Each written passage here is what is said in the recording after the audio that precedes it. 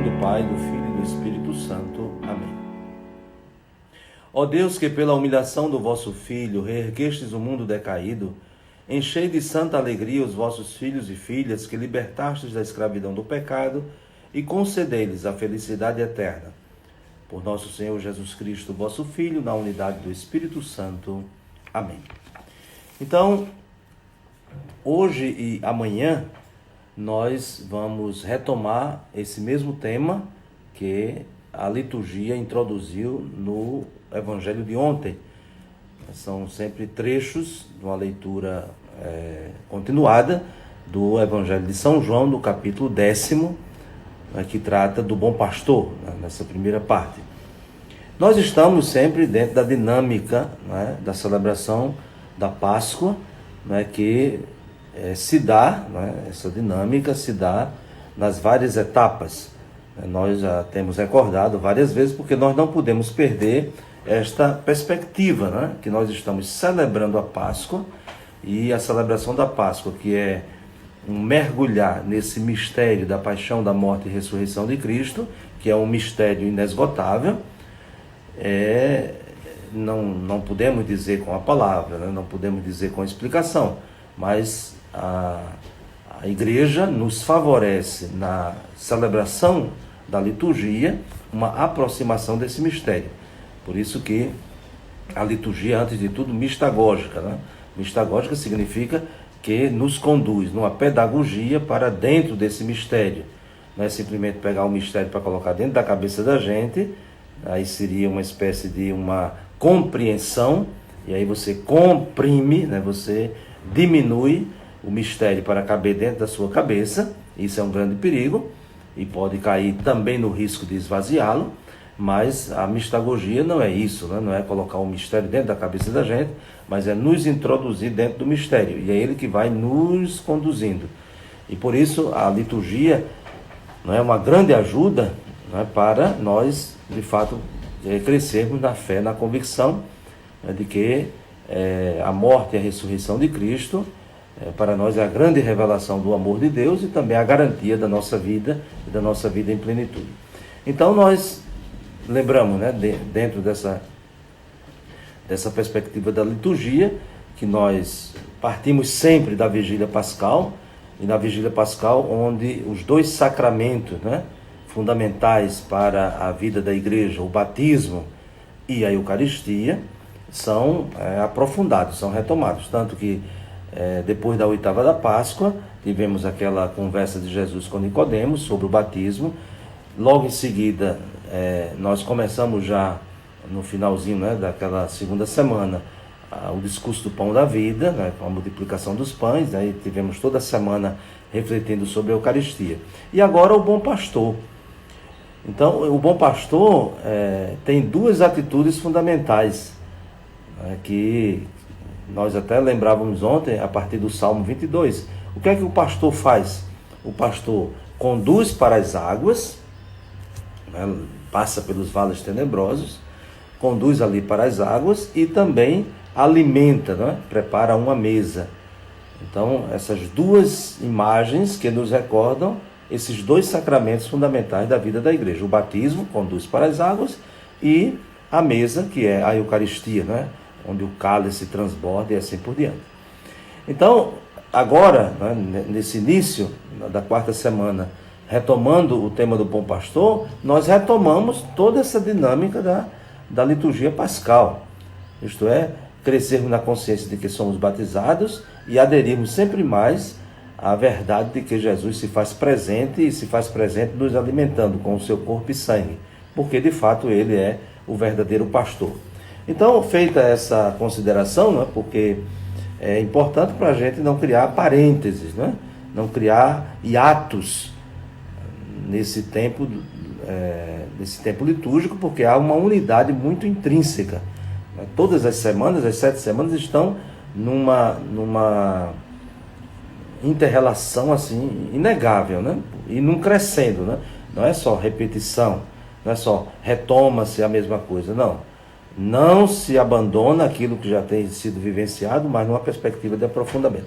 E, portanto, o bom pastor é aquele que nos conduz para as águas, aquele que nos leva até a fonte batismal, e aquele que nos prepara uma mesa para que sejamos alimentados, né? Já que nascemos pelo batismo, e quem nasce precisa de alimento para poder crescer, né? E alcançar a plenitude. E, portanto, é o nosso pastor, né? O pastor que vai nos conduzindo nesta experiência. E o evangelho de hoje, né, que é a continuação do evangelho de ontem, a partir do versículo 11 até o versículo 18, Jesus faz afirmações que não são repetições, né? Toda vez que Jesus diz que é o bom pastor, não está simplesmente repetindo, mas aí ele vai aprofundando. E qual é o aprofundamento que Jesus faz hoje? Dizendo qual é a característica fundamental de ser o bom pastor. Ontem se falava mais de que a ovelha segue o pastor, que a ovelha entra pela porta porque o pastor a conduz, a ovelha reconhece a voz do pastor. Diríamos, estávamos mais centrados nas atitudes características da ovelha. Hoje nós temos as características fundamentais do pastor. Então a primeira característica, a primeira atitude que distingue o pastor do falso pastor, aqui chamado mercenário, o empregado que desenvolve a sua atividade só em vista do salário, é que o bom pastor dá a vida pelas suas ovelhas. E se nós retomássemos toda a tradição do Antigo Testamento, sobretudo nos profetas e no livro do Êxodo, nós vamos encontrar um contexto assim muito importante para que nós entendamos essa palavra de Jesus que dá a vida. Havia uma lei já no Antigo Testamento que dizia que se um pastor perdesse uma ovelha, não a ovelha fosse atacada por uma fera, ele tinha que dar provas disso. E qual era essa prova? Prova que uma fera tinha dilacerado a ovelha e, ao mesmo tempo, uma prova de que ele tinha lutado para salvar a ovelha. E se diz assim: se trouxer uma pata ou um pedaço da orelha da ovelha, então isso vai servir para isentá-lo de uma restituição ao dono da ovelha. Isso significa o quê? Então você imagina tirar, ou melhor, trazer um pedaço da orelha e uma pata, isso significa que o pastor lutou com a fera que estava dilacerando, um urso, um lobo, uma fera que avançou contra o rebanho, e ele foi lá, ele lutou, ele fez o que pôde. Isso significa o quê? Tirar da boca do leão uma pata ou um pedaço da orelha. Significa que ele pôs a sua vida em risco. Por isso que essa palavra de Jesus está bem dentro desse contexto bíblico, para não virar só uma poesia. Claro que nós sabemos do realismo dessa frase de Jesus, que ele deu a vida. Ele deu a vida para nos salvar. Mas é muito concreto, o que significa dar essa vida, ou seja, lutar para defender a ovelha. Então vejam que é uma página muito dramática, já no Antigo Testamento. E aí o pastor se isentava de uma indenização. Mas se ele não fizesse isso, então ele tinha que pagar pela ovelha. Então você viu o lobo atacar, você viu a fera se aproximar e não fez nada, só correu. Que é justamente isso que Jesus vai dizer no versículo seguinte. O mercenário, ou seja, aquele que faz das suas ovelhas uma mercadoria, mercenário é isso, aquele que vende mercadorias para ganhar dinheiro. Então o mercenário que faz das suas ovelhas um meio, simplesmente de ganhar o dinheiro. E aí Jesus ressalta que não é pastor e não é dono das ovelhas, porque aqui a gente também pode verificar esses casos. Isto é, nem todo pastor que cuidava de um rebanho, que cuidava de ovelhas, ele era o proprietário das ovelhas. Ele podia também ser um assalariado, mas se distinguia, porque podia ser um pastor negligente, para ele era só o dinheiro, mas podia ser um pastor cuidadoso, um pastor zeloso, que mesmo não sendo suas as ovelhas, mas estabelecia com elas um relacionamento de muita proximidade, como nós ouvimos ontem. O pastor, conhece as ovelhas conhecem o seu pastor, não segue os estranhos e assim por diante, né? Então, isso não seria um problema ser um pastor que também era, né, um assalariado, mas era a finalidade, né, daquele seu trabalho que se distingue, né? Não era simplesmente por causa de um dinheiro e transformando as ovelhas em mercadoria. Então aí Jesus diz, né, a diferença. O pastor verdadeiro é aquele que dá a vida. E aquele que não é pastor e que não é nem dono das ovelhas, nem é pastor verdadeiro, mas apenas um mercenário, o que é que ele faz? Aí de novo aquele contexto do Antigo Testamento que a gente lembrou é importante. Ele vê o lobo chegar. Parece que tem uma atitude passiva ou desatenta. E quando vê o lobo chegar, ao invés de ir para frente, né, com o seu cajado, com o seu bastão, para defender as ovelhas, né, lutar contra o lobo, o que é que ele faz? Foge, abandona as ovelhas. E aí, quando abandona as ovelhas ficam perdidas. Então, se ele está à frente das ovelhas, ele podia conduzir as ovelhas em outra direção, enquanto afastava o lobo, enquanto lutava contra o lobo. As ovelhas se sentiam até instintivamente orientadas, né, porque havia ali o seu pastor. E se as ovelhas conhecem a voz do pastor, então aquilo que ele poderia dizer, né, um grito, um berro, uma ordem, elas iriam seguir. Então vejam que a necessidade também da orientação. Então, diante de uma situação muito ameaçadora, tem uma voz, né, que com equilíbrio, com segurança, né, mostra o caminho. Isso é fundamental para superar aquele momento de tensão. Então o que é que faz o mercenário? Vendo o lobo, que é um perigo, que é uma ameaça, não cumpre a sua missão, a sua responsabilidade, né, de lutar, né, de impedir que o lobo ataque as ovelhas, mas ele é o primeiro a fugir. É uma palavra muito, muito forte, né? Ou seja, uma fuga que representa infidelidade à sua missão. Né? Fugir significa aqui ser infiel, né? Ser desleal. E, portanto, ele foge, né? Abandona as ovelhas e, por isso, o lobo vem e ataca. Né? E ataca, dispersa, ou seja, faz, né, aquele desmantelo, como a gente diz, né? Ou seja, desestabiliza, né, as ovelhas. Isso é um grande perigo, né? Porque elas ficam desorientadas, ficam sem a proteção e se tornam um objeto muito mais fácil do ataque e até da própria destruição. Não é como Jesus depois vai de novo insistir, né? Então, a diferença fundamental, né, entre o pastor verdadeiro e o falso pastor é aquele que não dá a vida pelas ovelhas.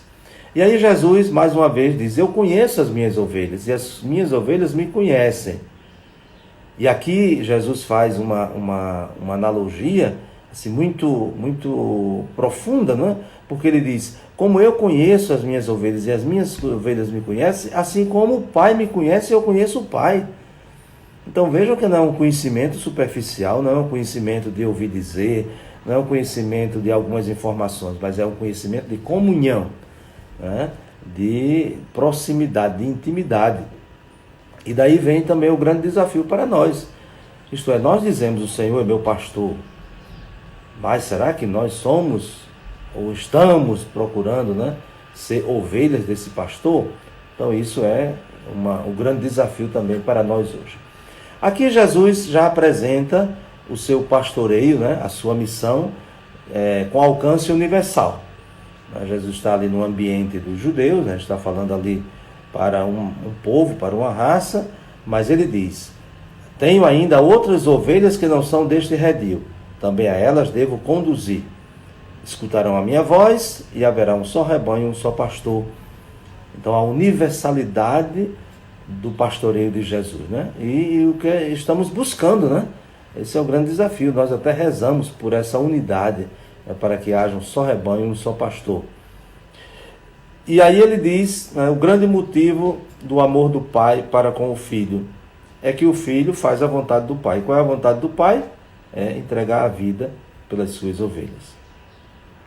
E aqui, concluindo, né, no versículo 18, aí retoma toda o cerne, né, do grande mistério da paixão, da morte e ressurreição de Jesus, que é a razão de ele ter morrido, de ele ter dado a sua vida.